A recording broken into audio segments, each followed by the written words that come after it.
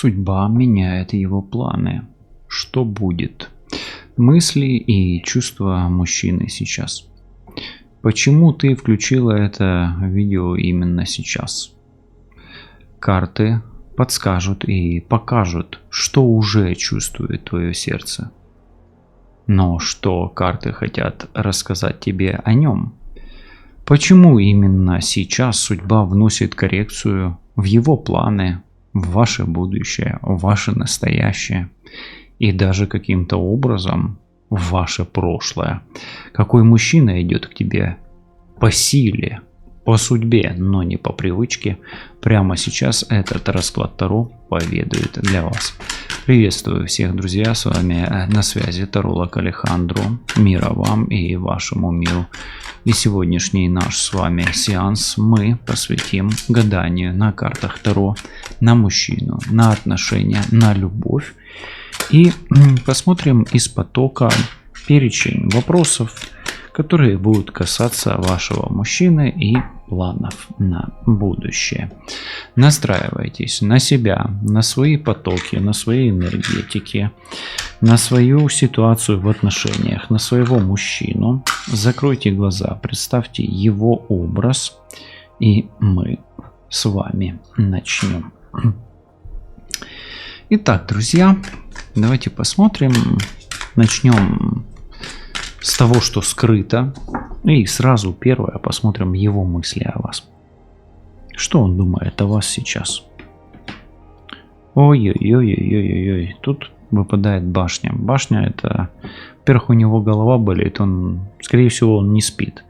Но он думает, что все рушится, как минимум рушится, а может быть уже разрушено. Вот попробуйте сейчас закрыть глаза, настроиться опять на вашего партнера, и как вы считаете, все рушится или все разрушено уже? Как он думает? Ну, здесь как минимум вы его сразили чем-то. Может быть, был сильный какой-то стресс между вами, ну и у вас от него, а у него от вас. Может быть, какой-то скандал, ссора, может быть, даже и рассорка, но какое-то потрясение. Поэтому его мысли о вас, ну, вы его сразили наповал. И он считает, что у него с вами на здесь и сейчас либо все рушится, либо уже разрушено. Да? Карта башня достаточно сложная. Карта в плане мыслей. Как минимум это сильное потрясение. Давайте, он как минимум потрясен вами, а разрушено это или рушится, ну давайте так, как минимум трещит по швам. Давайте тогда спросим, раз у него уже вот эта башня выпадает, вот какие мысли он прячет даже от самого себя, учитывая то, что здесь, ну, мы видим башню, да? Какие мысли он прячет от самого себя? Вы знаете, он не хочет давать себе шанса и вам шанса. Он прячет этот шанс. То есть он как бы понимает, что шанс есть, но не хочет его давать. Еще раз, видите? Все-таки здесь дерево срубленное, да, срезанное, а здесь оно горит еще. И видите, этот огонь, да, то есть у него еще как бы не застыло, он не успокоился, да. Як кажуть українською, не відлягло від грудей ще поки що. Поэтому, ну, давайте так, пока у него еще печет этот огонь какого-то конфликта внутри, он прячет от себя мысль о том, что может быть между вами что-то еще есть, да, вот так. То есть он отгоняет эту мысль, хорошо. Ну, давайте тогда спросим, ну вот почему он внезапно стал тише, отстранился, да, или затаился, да, вот так. Или отстраненнее стал. Ну, все-таки, во-первых, туз мечей, видите, пошли тузы. Это о том, что его что-то ранило. Его что-то ранило, не дает ему покоя какая-то мысль, навязчивая идея. И он не хочет показывать эту свою тревожность, напряжение. И он не хочет показывать в деле в деле, свою реализацию своих мыслей. Понимаете, да, о чем я говорю? То есть он не хочет ранить себя, вас и быть вот в этом напряженном или подавленном состоянии и быть агрессивным. То есть, он прячет эту свою агрессию где-то, да, прячет свое состояние, прячет свою эмоцию, прячет свое выражение лица. Он не хочет показывать, какой он есть сейчас. Окей? И он не хочет, чтобы вам было все понятно, и не хочет, чтобы вы понимали, что он вам дает шанс. Пока так. Для чего-то вам это надо услышать. Тут, видите, башня и тузы. А тузы — это импульсы внутренние. Поэтому, по сути, пока что первая карта, она самая главная. Это башня, она задает темп, и она говорит, что как минимум он потрясен и вами, и ситуацией, но импульсы свои, внутренние желания, мысли, материальные проявления он подавляет. Да? Хорошо. Давайте тогда спросим, вот, что он, как он не спит, да, вот я говорил, что он не спит, да, и вот почему-то мне из потока идет, я хочу спросить по этой карте, что он ночью думает о вас двоих, о вашей паре, да, то есть не как о паре, а как о двоих ночью, когда не спит. И он думает о тех чувствах и о том хорошем, что было между вами. То есть он не только циклится на каком-то негативе и пытается его как-то убрать. Может быть, он для этого и убирает негатив, чтобы найти что-то позитивное. Но ночью он вспоминает, как вам было легко, как вам было круто, клево, классно, весело и... вспоминает самые лучшие такие детские моменты, чистые моменты. Это детская карта, поэтому вот так. Хорошо. Давайте тогда спросим. Если он был с вами резок, тут резкость есть, видите, он даже наломал дров, мне кажется, да? Вот напишите, он наломал дров в вашей ситуации или нет. Если он был резок, и если он как бы рубанул с плеча, есть ли в нем какое-то сожаление о словах, о своих действиях, сожалеет он о своих поступках или нет? Знаете, он сожалеет. Эта карта хорошая, то есть, но он пытается от этих сожалений абстрагироваться. То есть, да, есть сожаление, но оно спрятано в глубине души, он старается это не думать, не чувствовать и как бы переводить воспоминания и мысли на что-то позитивное. То есть, он подавляет это сожаление в себе. Оно есть, оно его не гложет. Почему? Потому что он как-то умеет с этим справиться. И, скорее всего, он, давайте так скажем, это карта перспективы. Он в прошлое не склонен смотреть, он склонен смотреть в будущее. Потом он на прошлом не зацикливается. И он, скорее всего, так рассуждает, что прошлого не вернешь, будущее еще не наступило, хотя он ориентируется в будущее. Поэтому я буду жить здесь и сейчас.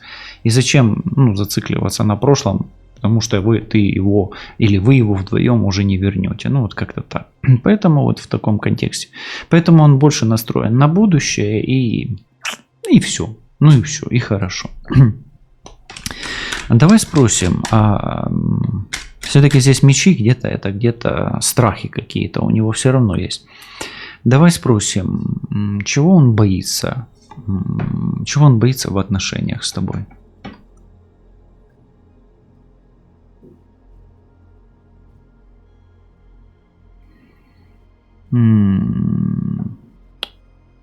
Он боится дать слабину какую-то. Он боится дать слабину, и, возможно, он боится вопроса о детях. Еще раз, он боится быть слабым, быть, не мужчиной, давайте так скажем. И боится вопроса о детях. Здесь паш опять идет, да, такие пажи идут. И они они больше о детских проявлениях. Хорошо. Давай дальше еще посмотрим немножко, да, что от нас скрыто, что нам непонятно.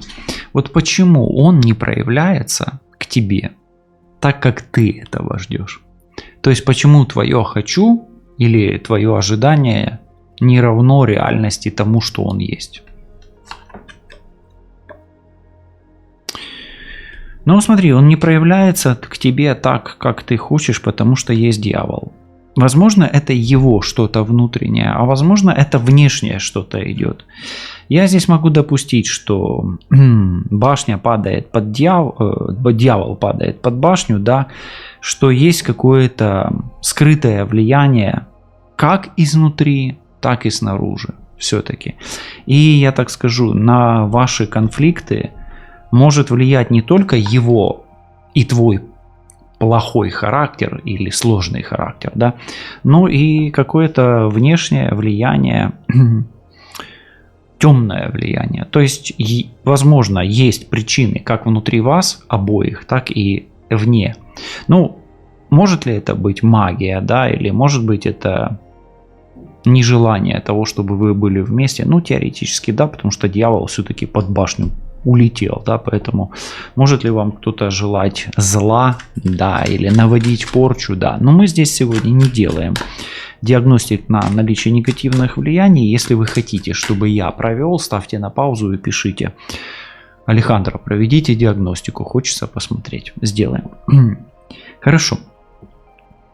Давайте теперь посмотрим. Но раз уж он не проявляется так, как ты ждешь, потому что может кто-то влиять, давай тогда и спросим. Вот как будто бы мы делаем такую легкую диагностику, не углубленную. Вот кто или что влияет на то, что он выпал в осадок, затаился, не выходит на связь, да, и вот молчит. Десятка жезлов. Ну, естественно, он подавлен. Подавлен обстоятельствами, подавлен судьбой вот этой вот, да, десятка жезлов. То есть это подавление. Но учитывая то, что это огонь, и это огонь, а это огненная карта всегда, стрелец, то здесь возможно, кто-то не хочет, кто-то его угнетает, поэтому здесь все-таки накладывается и его состояние энергетическое, и, возможно, кто-то вот, ну, знаете, как... Если не подливает масло в огонь, то подбрасывает дров в камин, да, вот так. Особенно если у него есть камин. Хорошо. Давай спросим тогда вот отсюда, учитывая то, что мы видим, чувствует ли он, что теряет тебя? Чувствует ли он, что теряет тебя?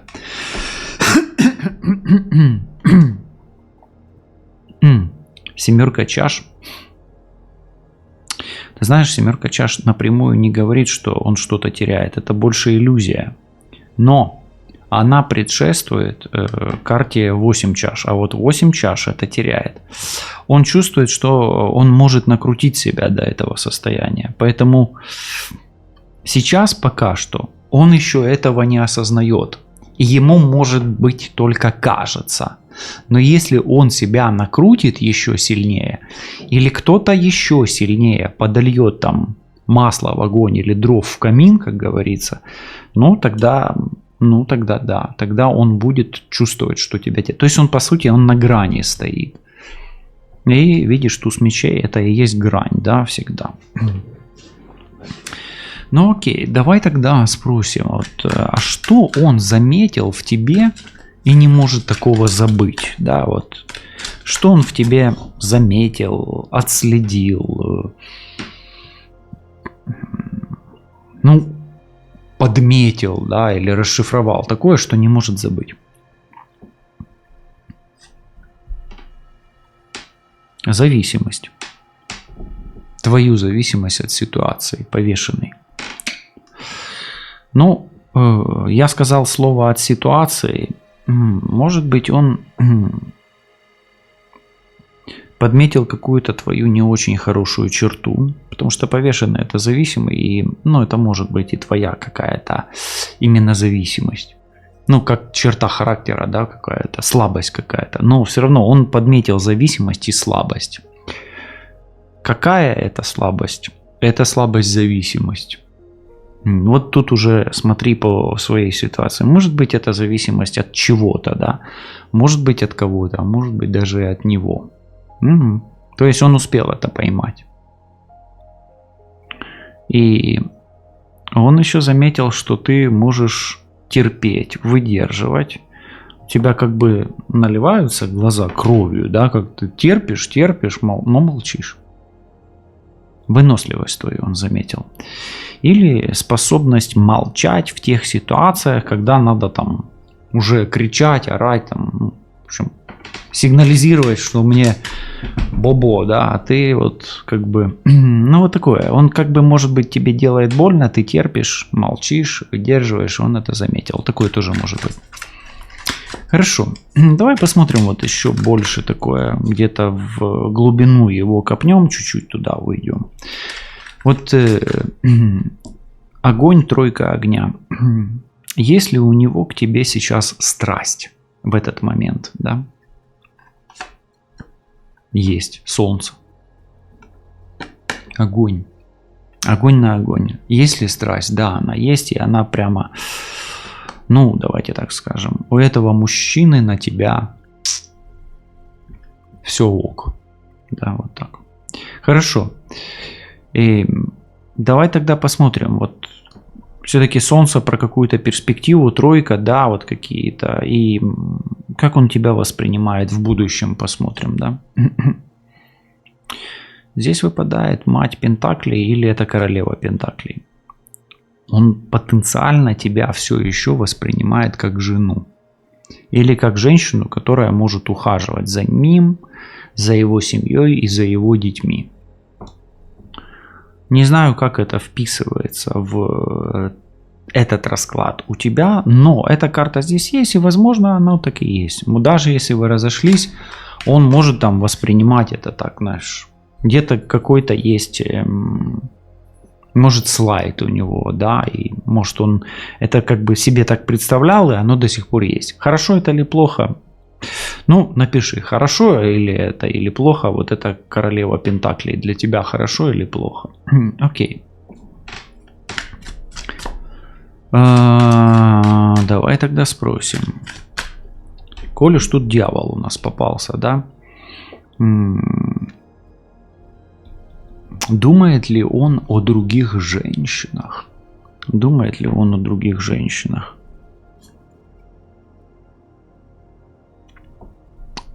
Смерть можно по-разному толковать. Учитывая то, что здесь есть страсть к тебе, я скажу, что это смерть, что он пока не может думать о других женщинах и думает только о тебе. То есть здесь прямо выпадает дьявол, башня, дьявол и смерть. 3 старших аркана, и все достаточно сложные, темные и негативные. Я скажу так. Он, скорее всего, сейчас как бы разрывается между тобой и еще чем-то темным, что либо внутри него находится, либо является наружным фактором. По сути, как будто бы, или кто-то на него влияет, да, или его внутреннее не дает ему к тебе как-то подойти. Но все-таки смерть — это еще аркан не только разрыва, но и страсти часто. Это все-таки Скорпион, мы его не можем списывать. А я сказал здесь, что это страсть, он испытывает страсть. Поэтому здесь солнце, а здесь наоборот смерть. Поэтому у него яркий контраст. Поэтому о других женщинах он не может сейчас думать. Не сейчас. Потенциально да, но не сейчас. Поэтому ответ нет на здесь и сейчас. У него как бы занята голова тобой. Мысли, да, вот так. Но опять-таки вмешиваться другим женщинам это не мешает, да, если они вмешиваются. Ну, если вмешиваются, потому что дьявол, понимаешь, да, такое бывает, кстати. То есть ни о ком, как бы о других не думает, но и ни о ком не думает, да, вроде бы как. Вроде бы как так получается. Давай спросим тогда. А если у него выбор между тобой и кем-то еще, вот так вот, он выбирает или нет?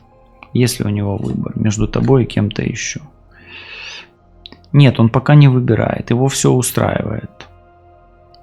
Нету выбора у него между... То есть девятка чаш, он как бы спокоен, в зоне комфорта, не отвлекается. То есть он не переводит свое внимание с одной стороны на другую. То есть ему, скорее всего, больше ни до кого нет дела, нежели между кем-то выбирать сейчас, да, понимаешь? Окей, а давай тогда спросим, коль уж он вот так вот в такой ситуации оказался, да, вот чего он реально от тебя хочет по девятке чаш, но вот молчит, об этом не озвучивает, да? Ну, смотри, здесь пятерка пентаклей. Во-первых, он не хочет, чтобы ты болела, страдала, падала духом. Но и не хочет, чтобы ты ему причиняла боль и страдания. Причем физические. Не знаю, как ты ему физическую боль и страдания приносишь, каким образом. И приносишь ли, в принципе. Но тут смотри. Тут, скорее всего, ты страдаешь по повешенному. Мы ж помним этого повешенного. Да, он заметил, что это ты склонна к этой зависимости. Но, тем не менее, он бы не хотел, чтобы ты причиняла ему боль и страдания. Он хочет этого, но он не озвучивает, то есть он молчит.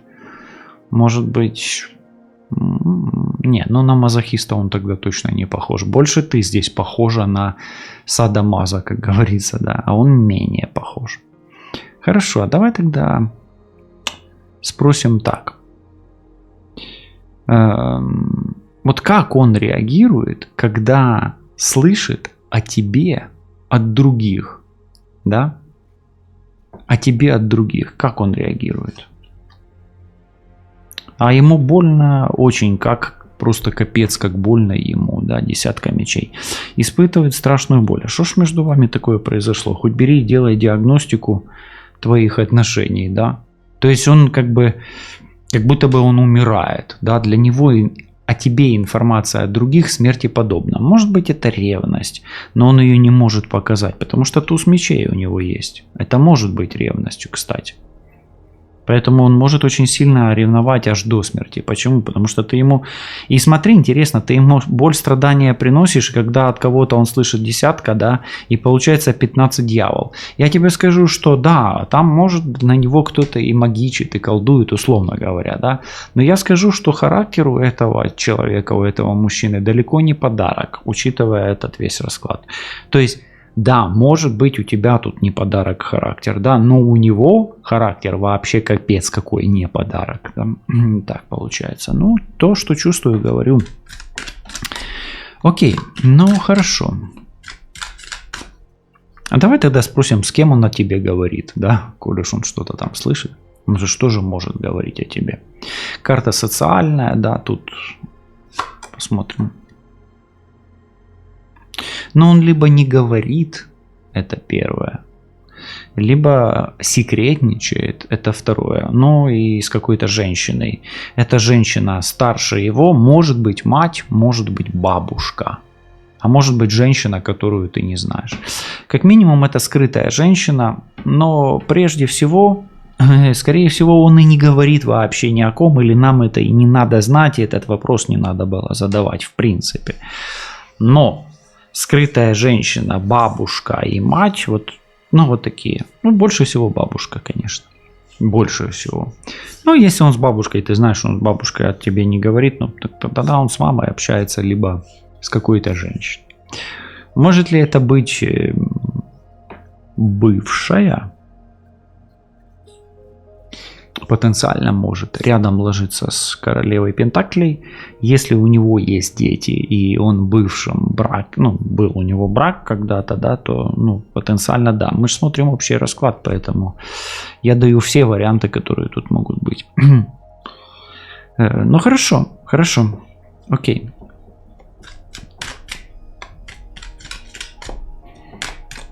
Давай спросим. Вот что он реально хочет изменить в вас двоих? Если хочет, да? Почему-то мне этот вопрос зашел. Ничего не хочет менять. Его как бы все устраивает. Ну, то есть внутри себя и внутри тебя. Он себя считает красавчиком, тебя тоже красавицей, в принципе. Но я не думаю, что он прям тут такой нарцисс.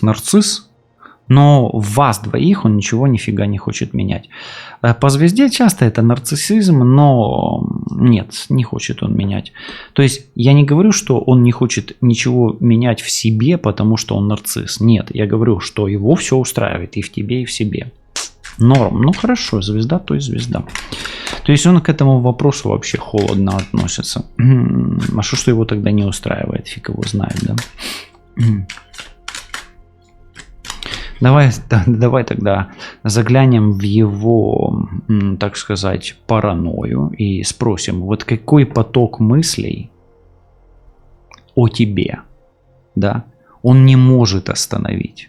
Здесь почему? Почему я так спрашиваю? Смотри, башня, неизбежность, не может остановить. Дьявол, паранойя, навязчивая идея, и смерть это Скорпион и Рок, да, то есть то, что невозможно остановить. Вот давай спросим. Теперь реально у него паранойя. Он не может... Он теперь, смотри, он вообще страдает. Знаешь, какая у него мысль в голове? Что же теперь делать? Что делать, что делать, что делать, что делать? Вот так у него в голове. У него как будто бы зациклило его. Как пластинку заело. Это реально вот так и есть. Это знаешь, как пластинка реально ходит по кругу, да, и вот когда, ну, краш дорожки, этот, ну, поломана дорожка, и она так бьет постоянно, да, то есть заедает пластинка, вот. Ну, кто в теме винилов, тот понимает. Ой, короче, реально его мысль, которую он не может остановить, что теперь с этим делать, как теперь с этим быть, но и еще он не может смириться с какой-то мыслью, и он не может смириться с затмением, а затмение это ссора, то есть он ослеплен. Он может быть ослеплен яростью, кстати, потому что башня дьявола и смерть – это ярость. Слепая ярость, и он очень сильно на тебя разозлен, скажу так, и он не может с этим смириться. То есть он не может себе найти место. Он не может пока подогнать под реальность, ну, под какую-то субъективную или объективную реальность, то, что произошло между вами. То есть оно не вписывается. У него реально сдвинута точка сборки сейчас у этого человека. То есть он пережил некий шок. Шок, удар, может быть, даже физически пострадал. Ну, он мог пострадать и физически после того, как вы поговорили. Или пострадал какой-то его орган внутренний, да, из-за резкого сдвига точки сборки. То есть это может быть мозг, сердце, ну, то есть восприятие мира, точка зрения, потому что тут повешенный есть. Поэтому вот так вот. Интересно, ну, твой партнер пережил шок, подобный, условно говоря, смерти, да, вот так вот. Почему-то мне пришло прям, ого, нифига себе. Ну, видишь, вот этот, господи, паш мечей, тревога у него очень сильная. По этому вопросу.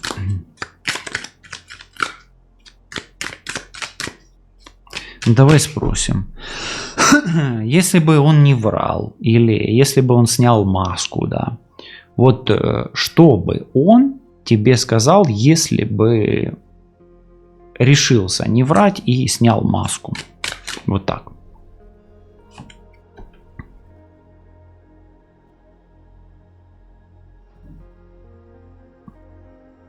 Знаешь, он бы тебе ничего не сказал по одной причине.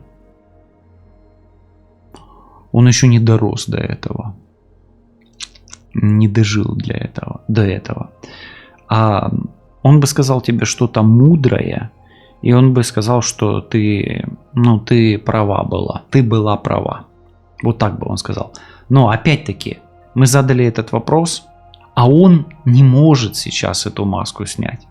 Он не готов ее снять. Не дожил, не дорос. То есть, человек не созрел. Вот так вот. И он бы сказал тебе, если бы вот дорос, он бы сказал, ты была права. Вот так. Ты не ошибалась. Или сказал, боже, какая ты была умная, да? Или как я ошибался. Вот так тоже может быть. Ну, то есть он не может еще признать своей глупости. Не каждый человек может признать свою глупость. У некоторых такая корона, такая маска, такое чувство собственной важности, что с этим есть проблемы. Окей. Давай немножко...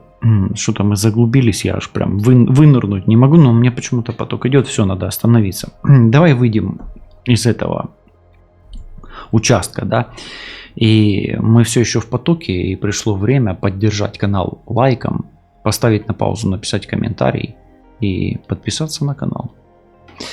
Окей, вот что судьба уже начинает менять между вами? Вот что будет дальше, да, туда? Посмотрим события. Что судьба начинает менять?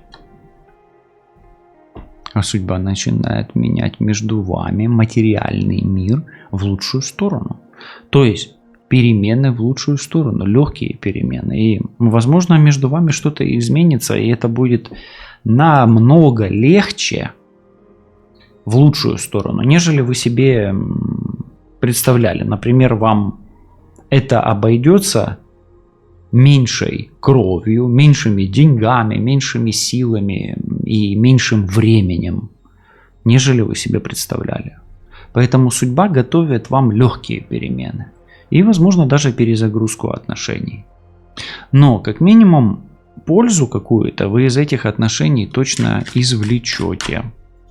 Вот как он отреагирует, если ты возьмешь и исчезнешь из его жизни? Его реакция на то, что ты пропала. Но он, смотри, он вздохнет с облегчением. Пропала и пропала. Вот скажет, пропала, значит умерла. 13-й, да? 13-й аркан.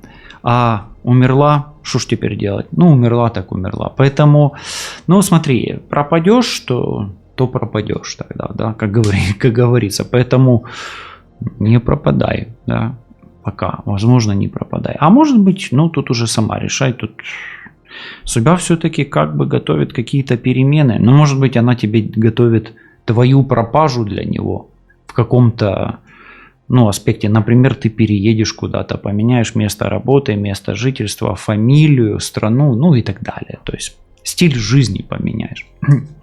Окей. Хорошо, тогда давай спросим, появится ли он в ближайшее время? Появится ли он в ближайшее время? Да, и он может достаточно быстро появиться. Если хочешь, чтобы он появился, ставь на паузу и пиши, что пусть туз кубков чистым намерением твоей души зазвенит в его сердце, откликнется у него в сердце твоей просьбой и обращением к высшим силам. Ключ, замок, языка, плюс пусть услышит тебя через потоки Вселенной и через попытку изменить вашу судьбу, ваши отношения в лучшую сторону. Но он может и очень быстро появиться, а может появиться в течение года. Это карта годовая. Поэтому скажу так. Да, он появится, и если даже не в короткосрочной перспективе, почему я так, кстати, обратил внимание? Это быстрая карта, туз. Но здесь рядом звезда. Здесь рядом год. А и звезда это долго. То есть, может и долго. И здесь рядом жрица. Как будто бы ему дорога закрыта, понимаешь? То есть, или тебе к нему, или ему к тебе, неважно, да? Поэтому я и говорю, что он может еще и в течение года появиться. Поэтому жди. Если ты уже ждешь, там месяц прождала, да, допустим, жди год. Тебе не надо торопиться сейчас. Хорошо.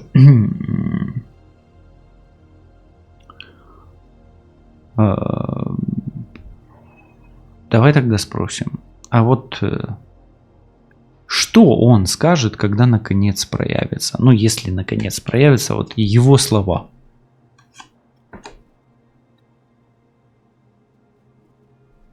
Как я рад тебя видеть, это радость, тройка кубков. Как я рад слышать тебя, чувствовать, как я рад с тобой говорить. Давай-ка потанцуем, да, это еще или давай-ка полетаем. Но, тем не менее, я рад тебя видеть, я рад тебя слышать. Хорошая карта. Тройка кубков. Окей. Окей. Немножко легче стало, да, как бы. У меня такое ощущение, что наоборот отлегает. Может быть, прямо сейчас у него, у твоего партнера, ему становится легче на душе. Но мужчины, которые смотрят, если вы смотрите и до этого очень сильно злились на свою партнершу, если вам становится легче, это работают старшие арканы. Отшельник, мир, туз кубков и двойка пентаклей. Ну, где-то может быть тройка чаш. И забывание обиды, боли, страданий. Хорошо.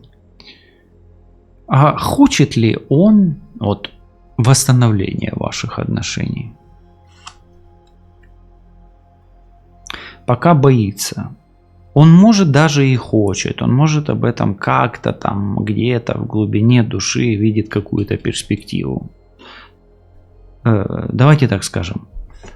На вопрос, хочет ли он продолжения ваших отношений, да, восстановления, да, скажу так, боится. Почему? Потому что мы имеем здесь вертикаль уже настолько нагруженную негативом, что может мы этот вопрос просто из потока я его взял, а вы не готовы его услышать.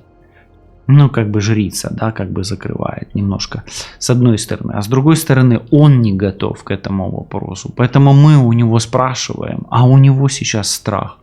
Что же теперь делать? Помнишь, мы говорили, что делать, что делать, что делать. Мало того, что злиться, мало того, что все рухнуло. То есть мы сейчас с тобой смотрим этот расклад, по идее, в такой ситуации, где этот человек переживает прямо там, ну, условно говоря, он попал под какой-то каток реальности, где его расплющило, да, вот так. И его это плющит, да, и он в этом состоянии находится, к сожалению. Кстати, это же самое состояние здесь и сейчас можешь переживать ты, но учитывая то, что ты находишься в потоке, ты уже находишься как бы в более таком в каком-то анабиозе, что ли, или анестезии больше, да, потому что потом ты выйдешь, у тебя опять может болеть из расклада, а в раскладе ты как в анестезии находишься.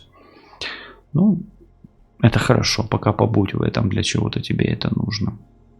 Хорошо.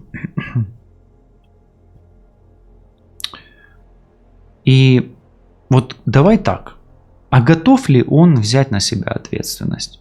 Да, я понимаю, что может быть не время задавать этот вопрос, но все равно спросим, готов ли он брать на себя ответственность. И я, да, понимаю, что он даже не созрел, но все равно, ради интереса.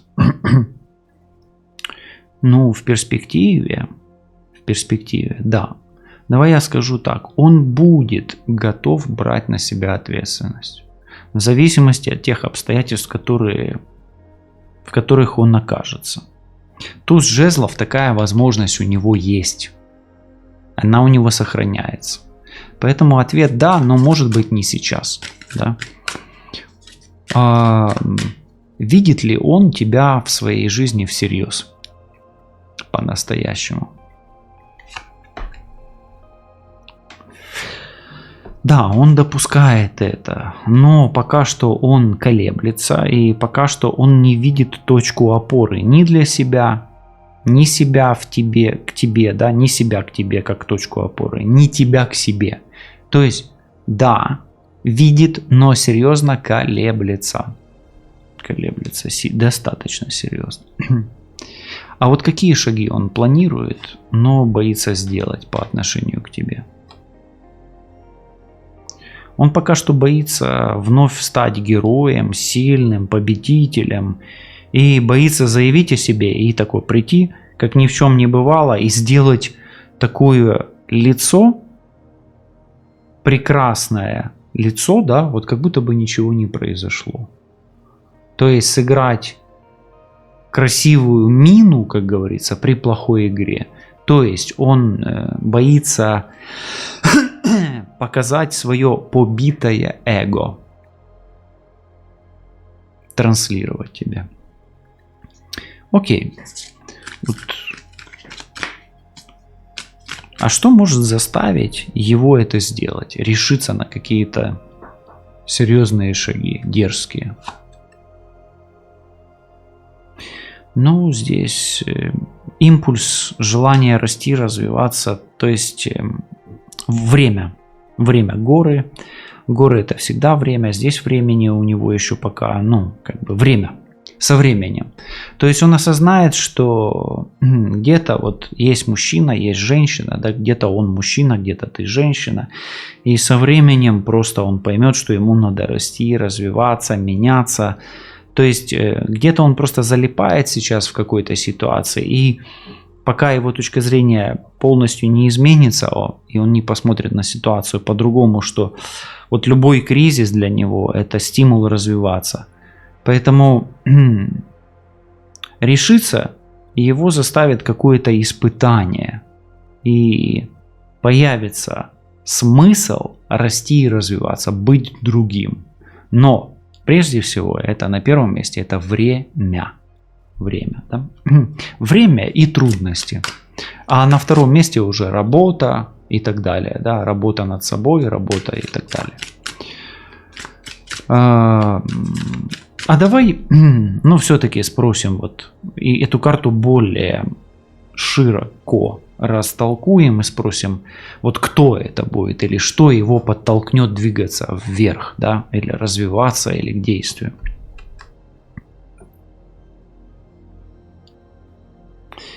Он или захочет это все завершить, да, то есть, перестать, может быть в страдании, в боли, или перестать быть в шоке. Но у меня такое, знаешь, почему-то, кто? Это семья, кто-то из членов семьи, может быть, действительно там бабушка, мама и так далее. А может быть, семья закончится, у него завершится этап семейный, и он просто перегорит. Четверка – это очень медленное горение, поэтому он может просто остынет, успокоиться, да и все. А сколько можно... спокойный огонь, да, такой умиротворенный огонь. Сколько можно там кипятиться? Он же не может бесконечно долго гореть, да. Условно говоря, можно там месяц погореть, 4 месяца погореть, а год и 4 года гореть невозможно, да, потому что огонь – это карта, которая, она не очень быстрая, да, она точнее быстрая, да, но она недолгая сама по себе. Хорошо.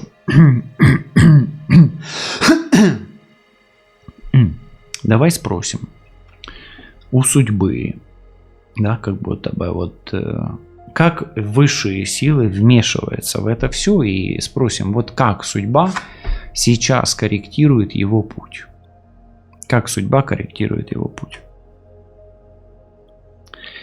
Судьба его сейчас заставляет, знаешь, как она его как котика, котенка или там щеночка, собачку тыкает носиком и говорит: прими поражение, смирись наконец-то. Видишь, двойка, да? Двойка – это принять поражение иногда, а вот оно поражение. И вот опять у нас мечи. Видишь, у него его жена, господи, судьба, это оговорочка, да, по Фрейду, как говорится.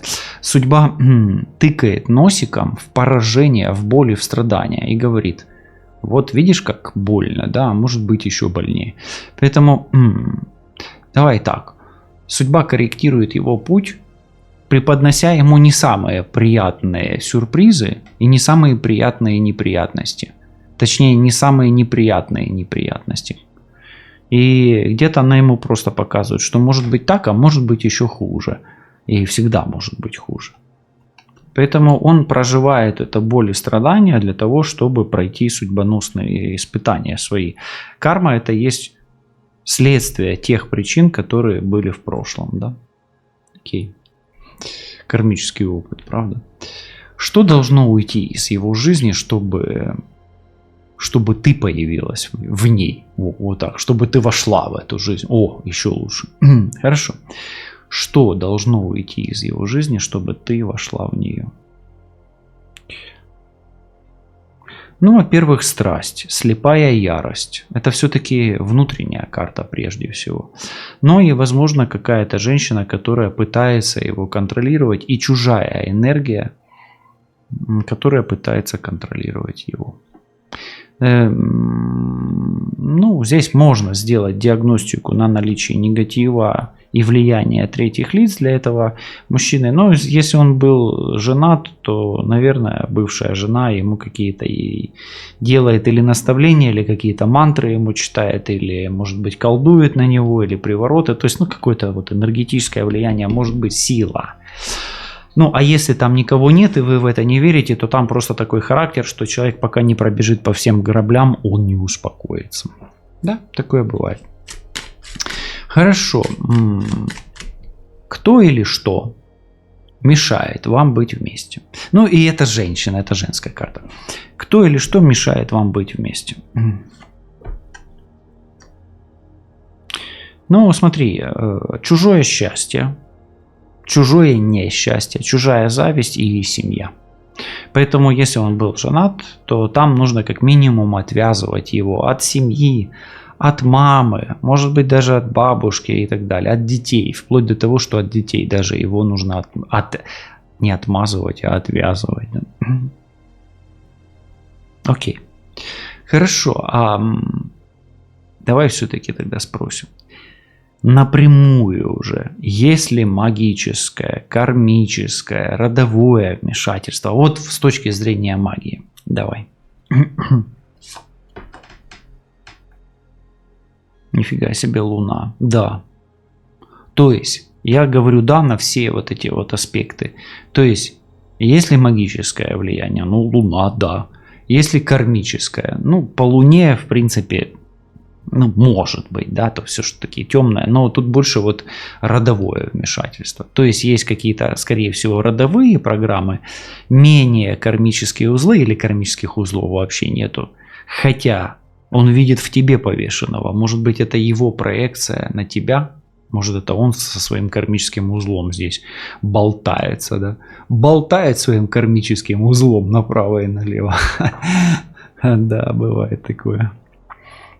Часто с ними сталкиваюсь, с этими кармическими узлами, которыми болтают.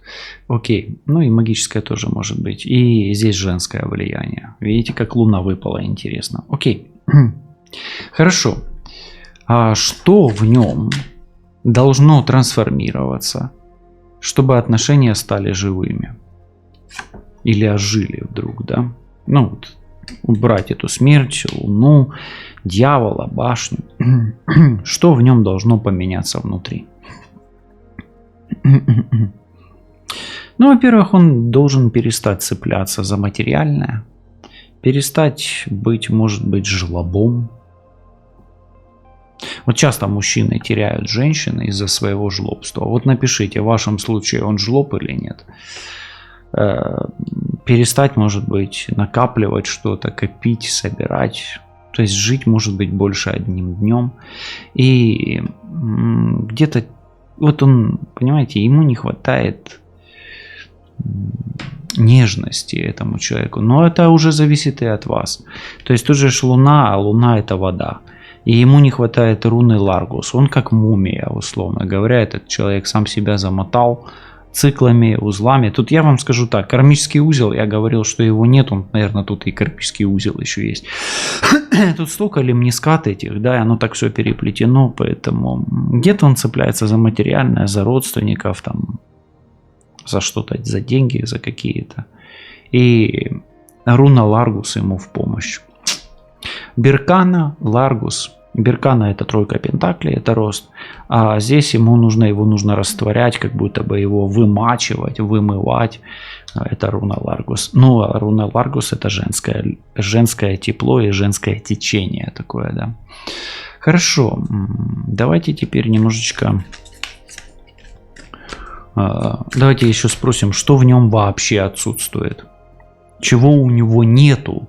А то вы, может, рассчитываете, ну и нету и не будет. Чего в нем нету и не будет в этом человеке, в этом мужчине. В этом человеке не будет баланса. Не будет баланса. То есть он не весы. Он близнецы или водолей. То есть он либо двуличный, либо радикал. Слышите, да? Но он не баланс. Не баланс, не компромисс. Но он не компромиссный. Ну или в нем нет искусства возможности совмещать приятное и полезное. Это карта и баланса, и компромисса, и искусства, и равновесия, и так далее. Окей. То есть он твердое с соленым не совместит, условно говоря. Вы совместите. Но женщины, они могут твердое с соленым совмещать, а мужчины нет. Но есть мужчины, которые пытаются это делать, а есть такие, которые нет. Так вот, он не будет пытаться достигать каких-то компромиссов. Единственное, что со временем в нем появится какая-то мудрость. Тем не менее, ну, видите, компромисса в этом человеке не будет. К сожалению, а может быть к радости, вы, может быть, и хорошо, что услышали эту карту, и она прям вам и выпала, и вы будете понимать, что ага, раз компромисса нет, так пусть нюхает спать тогда, да, как-то так. Появится ли в твоей жизни другой мужчина?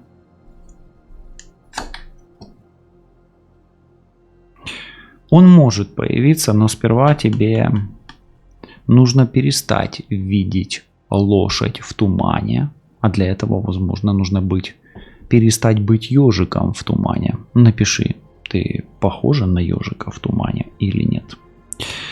Возможно, у тебя возможно, но тебе нужно как бы отвязаться от этой иллюзии и перестать видеть лошадь в тумане. Вот услышь, то есть твой партнер здесь должен перестать быть этой лошадью в тумане, а ты должна перестать быть ежиком в тумане, да, то есть самый глубокий мультик «Ежик в тумане». Кто понимает, о чем я говорю, и понимает смысл мультика «Ежик в тумане», тот поймет эту карту. Представь себе, что есть двое мужчин. Вот кто он, твой мужчина по судьбе? Представь себе, что есть двое мужчин. Представила одного и второго. Кто он, твой мужчина по судьбе? Твой мужчина по судьбе, который не тошнит, не ноет, а идет вперед, развивается и достигает своих целей, как бы тяжело не было. Но ты тогда должна быть его поддержкой и опорой.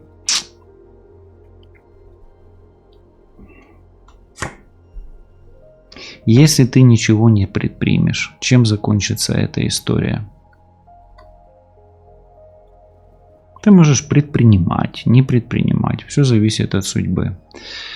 Но все-таки, если ты вообще палец о палец не ударишь, то хуже не будет особо. Колесо фортуны. Чем закончится эта история? И если ты сделаешь шаг вперед, ну ты ускоришь процесс. То есть здесь решать тебе, обе карты хорошие. Я специально задал эти два вопроса. Как бы, ну, они уже логично тут ложатся, да, и мы всегда смотрим делать, не делать, двигаться, не двигаться. То есть, ну, колесо фортуны и колесница, звезда, получается, оба действия светлые. Поэтому, если ты ленивая и любишь действовать по мановению колесы судьбы, ну, то пусть колесо судьбы. А если ты не ленишься, и у тебя есть эго, амбиции, желания, то двигайся вперед, делай шаг навстречу. В любом случае хуже не будет. Хуже некуда, да. Ну, это я в кавычки ставлю, в скобочки. Шучу, конечно. Хорошо, и вот что он хочет тебе сказать прямо сейчас, твой партнер? Вот его слово для тебя, как будто бы моими голосовыми связками. Поторопись. 8 жезлов. Ну и заключительная карта. Вот не знаю, какой вопрос спросить. А давайте спросим, вот, а что вот он тебе хочет сказать, твой мужчина? Поторопись, да? А что хочет тебе сказать твоя судьба прямо сейчас? Твоя. Ну, как бы тебе не было больно, или как бы тебе не было беспокойно на душе, или как бы ты не колебалась, не колебайся. боль пройдет, тебе нужно успокоиться. Судьба говорит, просто сохраняй равновесие. Не делай необдуманных поступков, движений, резких движений. Не торопись, говорит судьба тебе. Видишь, мужчина говорит, поторопись. А судьба говорит, не торопись, обратно. И помни, что какая бы ни была ночь, темная, бессонная, страшная, будет утро. И утром тебе всегда придет самое нужное, самое своевременное и правильное решение. И не предпринимай никаких действий по отношению к нему ночью, особенно если тебя кто-то подталкивает. Просто утро придет, и ты все поймешь и сделаешь так, как надо. С тем человеком, который проведет тебя туда, куда нужно тебе. С этим человеком, к этому человеку, или откроет тебе ясное понимание, спокойное понимание на ситуацию, которая происходит вокруг тебя, но здесь и сейчас. Мира вам и вашим мирам. Оставайтесь на связи, подписывайтесь на канал, жмите лайк и на колокольчик. И до скорых встреч. Пока-пока.